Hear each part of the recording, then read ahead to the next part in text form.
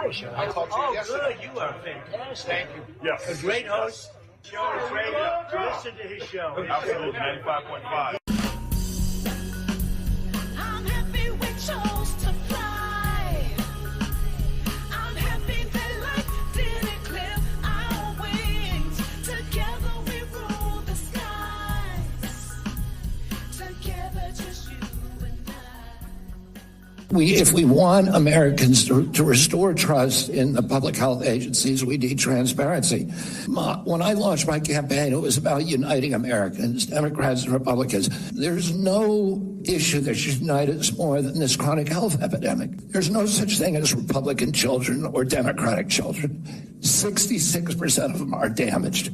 Why are we seeing these explosions in diabetes, rheumatoid arthritis, neurological diseases, depression, all of these things that are related to toxicity and corrupt environment? Why can't we just agree with each other? Is going to be able to do this like I have because of my peculiar experience, because I've litigated against these agencies. When you litigate against them, you get a PhD in corporate capture and how to unravel it. I've written 6 books about these agencies. I know a lot about them and I know how to fix it. And there's nobody who will fix it the way that I do because I'm not scared of vested interests. And all these Democrats are opposed to me for partisan issues. They used to be my friends, agreed with me on all the environmental issues that I've been working on for my whole career.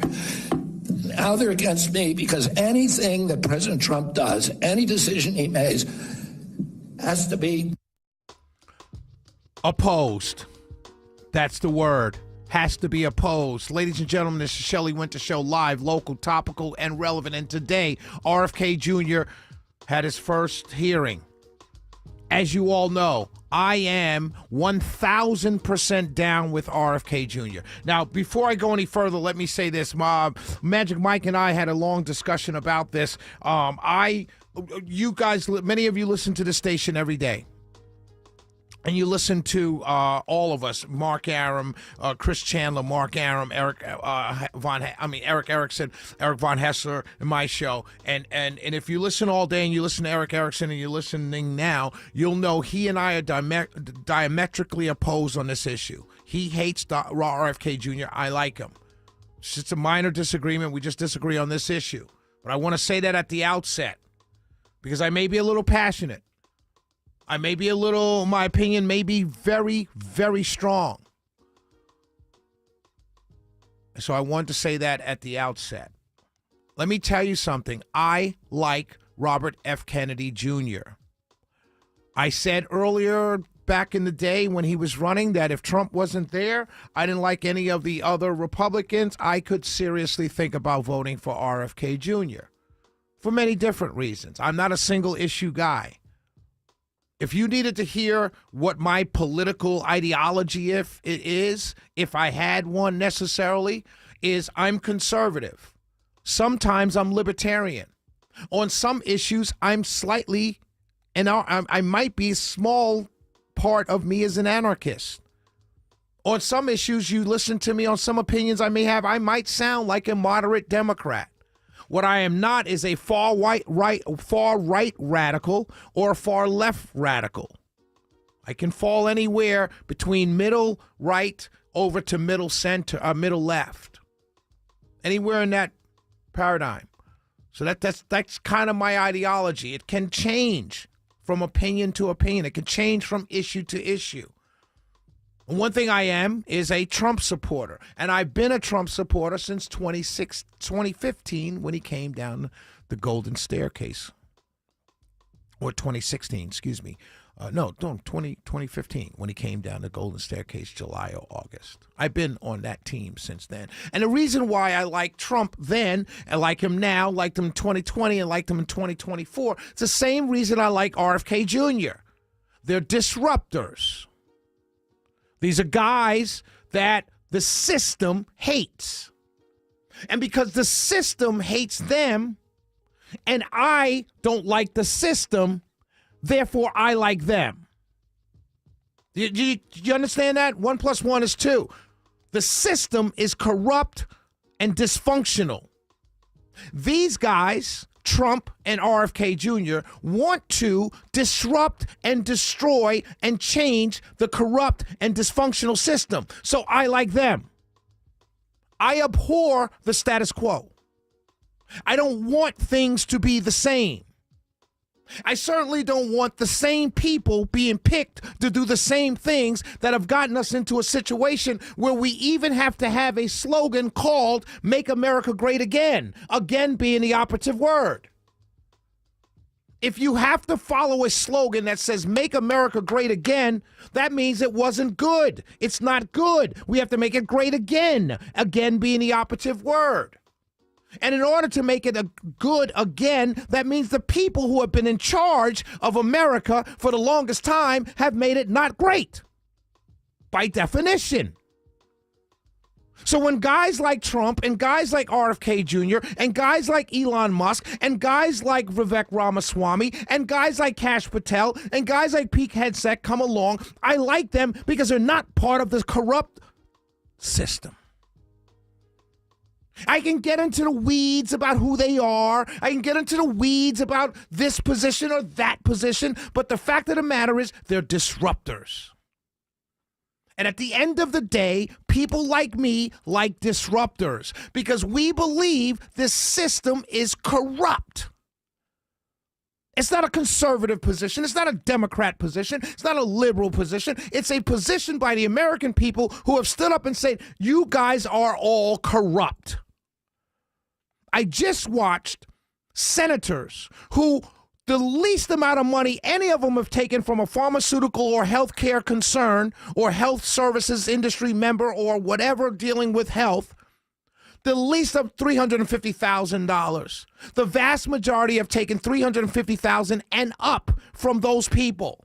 You think that you're going to get a new system or a non-corrupt system when senators are taking money from pharmaceutical companies to pick a guy that wants to go after the pharmaceutical companies? The system is corrupt. And you want me to stand back and say, well, you know what? He's a pro-abortionist. What? What do I care? There's no more Roe v. Wade. We won. Hey, 50 years in fighting, raising millions of dollars, marches, protests, sit-ins. We won. And the American people have spoken. Some people say they wanted 15 weeks, 14 weeks. Some people say maybe 9, 10 weeks. Some people said a heartbeat. All different states, different things. There are some states, oh, God forbid, that they said up to 9 months. Oh, okay, move. If you live in that state, move. Because it's a state issue. Now we can get in the weeds again and talk about the Army and the federal level and all that stuff. But abortion is a settled matter in this country. Now you can continue to talk about it and run on it if you want to raise money, but it's settled politics. It's a settled issue. So I don't care about Robert F. Kennedy Jr. position on abortion. It's never really been my issue at all anyway. But I do care about sick children. I do care that 70% of children in this country are either pre-diabetic or diabetic. So what point is it, ladies and gentlemen, is it to be, oh, I'm pro-life, I want kids to be born, and then the kids are born sick? What's the purpose? Oh, let's have a whole bunch of kids because we can't have abortion, but let's all have them grow up to be 10, 9, 10, 11, 12, 13 years old and be diabetic and asthmatic and autistic. Yeah, that's a good idea. I'm all for it. I will end here. I find it fascinating that Democrats used to love RFK Jr. And for some Republicans, that's a reason not to like RFK Jr. because he used to be loved by the Democrats. But I find it really fascinating that RFK Jr. and Donald Trump both are looking at, or now RFK Jr. is looking at the same attacks and the same criticisms that Donald Trump got in 2016 from the exact same people. He's a Democrat. He's pro-abortion. The Democrats are his friends. He's donated to Democrats. The Democrats love him. He's really a Democrat. The same attacks that they gave to Donald Trump, they are leveling now to RFK Jr.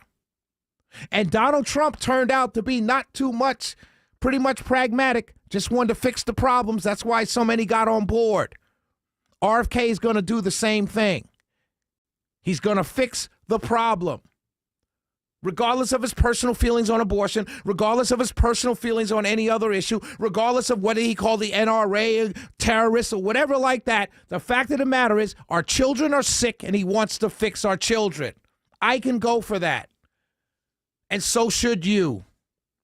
Call your senator. Call Ossoff. Call Warnock.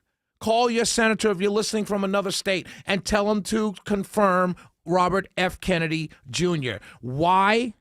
Because our children are dying. And every expert that was head of HHS and every senator that confirmed every other HHS secretary and every politician and every radio pundit and every TV pundit, they've all allowed for the last 30 years to allow our children to get sicker and sicker and sicker. And no one's batted an eye. And this guy has spent the last 25 years trying to fight the system that's made our children sicker. I'm going to go with him. I'm not going to listen to you guys.